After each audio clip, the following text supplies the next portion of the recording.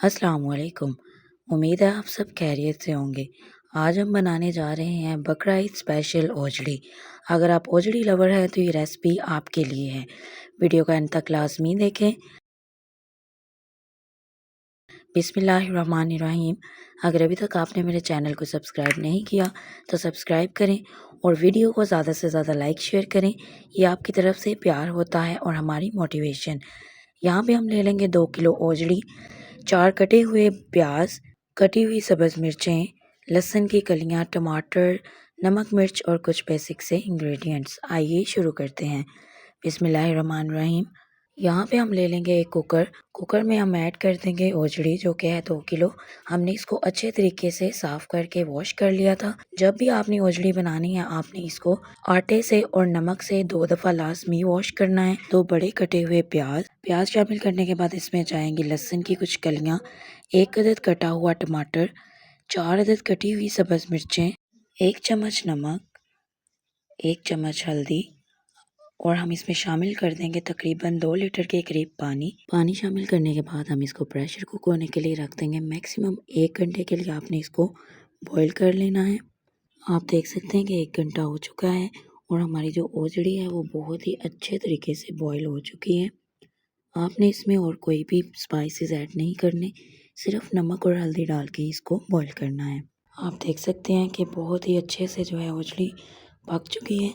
अब हम इसका पानी सेपरेट कर लेंगे और जो बोटियाँ और जो हमने प्याज वगैरह ऐड किए हैं वो सेपरेट कर लेंगे। ड्रेन आउट करने के बाद हम इसको डाल देंगे कढ़ाई में और मीडियम फ्लेम पे हम इसको अच्छे तरीके से भूनेंगे। आपने मैक्सिमम 5 मिनट तक इसकी भुनाई करनी है ताकि जो स्पाइसेस हैं वो अच्छे तरीके से अंदर हाल हो जाए और ग्रेवी बन जाए। फिर हम इसमें शामिल करेंगे 1 बड़ा चम्मच सुरख मिर्च पाउडर, 1 चम्मच गरम मसाला, 1 चम्मच सूखा धनिया पाउडर और इसको अच्छे तरीके से मिक्स कर लेंगे। आपने पहले इसमें ऑयल या फिर घी इसमें बिल्कुल भी ऐड नहीं करना। आपने जब भी ओजड़ी की बुनाई करनी है आपने पहले इसमें ऑयल शामिल नहीं करना क्योंकि इसमें थोड़ा थोड़ा पानी रह जाता है। पहले उसको सुखाना है, उसके बाद इसमें घी शामिल करना है। अब हम इसमें घी शामिल करेंगे मैक्सिमम 1.5 कप के करीब। जिस क्वांटिटी के अकॉर्डिंग आप पका रहे हो उस हिसाब से ही आप इसमें ऑयल शामिल कर सकते हैं और तमाम स्पाइसेस जो हैं वो भी बैलेंस कर सकते हैं। फिर हम इसको अच्छे तरीके से मिक्स करेंगे और बुनाई करते हुए मैक्सिमम 10 मिनट के लिए इसको अच्छे तरीके से पकाएंगे ताकि जो पानी है वो अच्छे से सूख जाए और हमारी ओजड़ी जो है वो भी अच्छे से पक जाए। फिर हम इसमें शामिल कर देंगे आधा चम्मच अजवाइन। अजवाइन जो है हाजमे के लिए बहुत ही बेहतरीन होती है, आपने लाजमी ऐड करनी है। फिर हम ऊपर से डाल देंगे इसमें थोड़ी सी कसूरी मेथी। इससे जो जायका है बहुत ही लाजवाब निकल कर आता है, आपने लाजमी इसमें ऐड करनी है। फिर हम इसको अच्छे तरीके से मिक्स कर लेंगे।